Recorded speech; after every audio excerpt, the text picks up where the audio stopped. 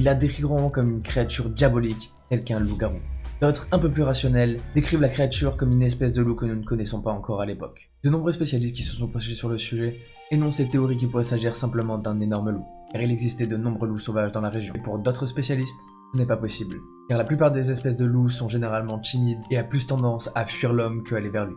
De plus, ils avancent le fait que pour un loup, il serait impossible de tuer jusqu'à 100 personnes différentes, alors que la plupart des témoins s'accordent tous pour dire qu'ils ont vu exactement la même bête. D'autres témoins vont parler d'une espèce un peu plus incroyable, qui serait un mélange entre un ours, un loup et un chien. Mais certains spécialistes vont alors énoncer une théorie très spéciale. Il pourrait s'agir d'une personne qui s'amuserait à se déguiser en loup, pour ne pas qu'on puisse la reconnaître et pour qu'elle puisse commettre des meurtres sans être inquiétée. Pour la plupart des gens qui l'ont vue, cette théorie ne tient pas. La bête a été vue en train de se déplacer rapidement à quatre pattes, et avec sa corpulence, il est impossible qu'elle soit attribuée à celle d'un homme. Il y a certains témoins qui disent même l'avoir vu faire des bonds de plusieurs mètres. De plus, il serait impossible pour un